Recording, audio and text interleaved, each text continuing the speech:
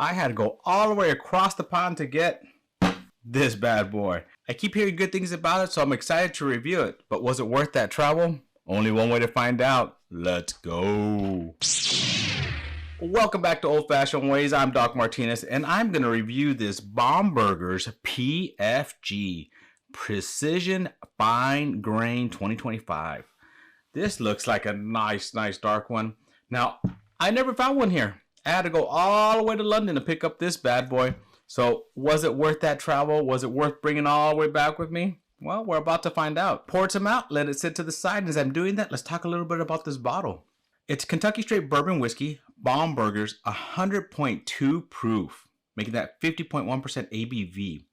It's a 700 ml bottle, 2025 release, and PFG, Precision Fine Grain. Yep. The color on this is just super nice and dark, and I'm loving that. Just in the bottle itself, it's nice and dark. So, can't wait to jump into this one. All right. Been letting it sit there for a little while, and it's kind of breathe out. So, let's just look at this real quick. As I said in the bottle, it's just nice. This is a very dark, like almost like a cherry, like when you get dark cherry syrup almost. It's not quite that dark, but it's getting towards that point where it's getting darker. So let's kind of swirl this around and see what it looks like on the glass. Yep, legs, ooh, super tight, starting to form, real tight running down. So nice stick, it's sticking on the glass nicely. So, I mean, that is beautiful. It's one of the darkest ones I've seen this year. All right, so let's go in for that first one, aroma. Ooh, on that nose. That is a fantastic nose. That is like, there's a spice to it, but there's a sweetness too. I'm trying to pick up, it's interesting. It's kind of like a cola in that background. There's a cherry, there's a dark cherry. A little bit of sweetness, but I'm trying to pick up, what is that sweetness? What is that? That's a little bit different. Like, actually, that's interesting. I picked up a little bit on that last sniff, a little bit of grape as well. Like those dark grapes, not the white grapes. It's like I like the mixture of that spicy sweet kind of. That keeps just hitting that nose. That's just good. That's a good solid nose. I'm actually going to give that a 9. That's starting off really well. Just on that nose. All right. Fun part. Flavors, that first taste. So let's go in for those flavors. So initially, first drink, spicy. It is spicy. There's some citrus. There's like a spice.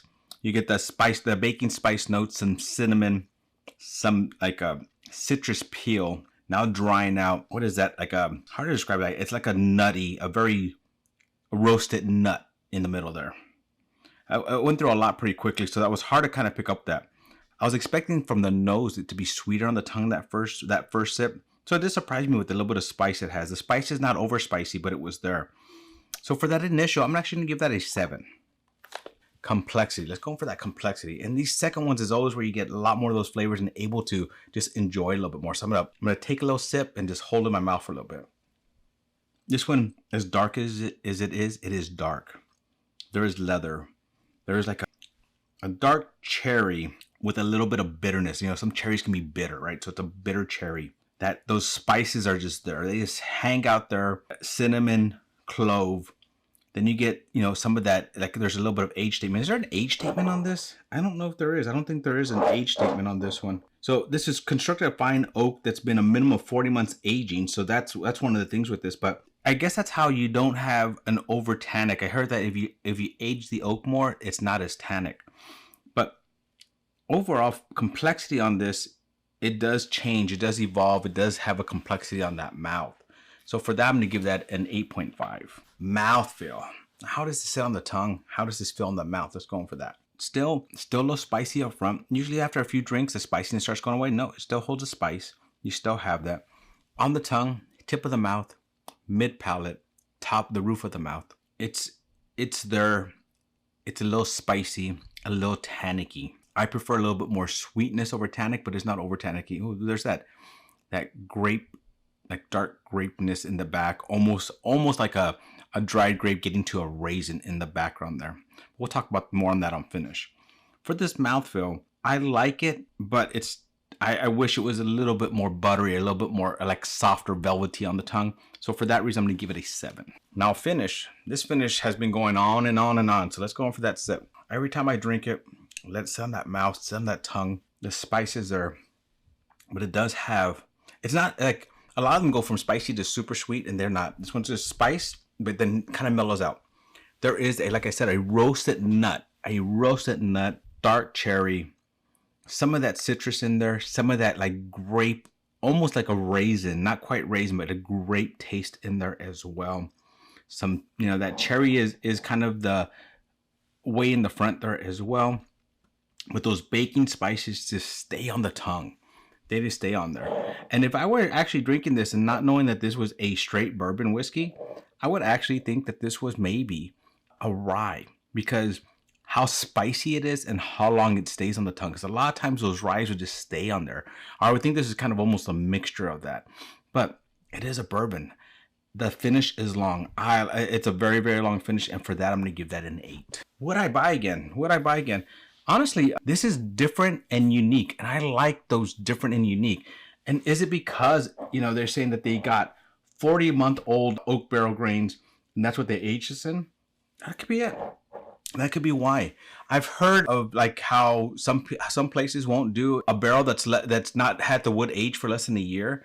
40 months is a long time. That's a long time to age some wood.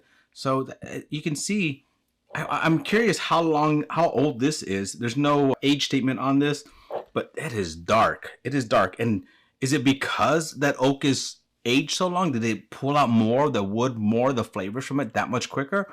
Or is it aged in it for a longer period of time? So I'm very curious about that. Now, this one is, like we are saying, it's 100.2 proof.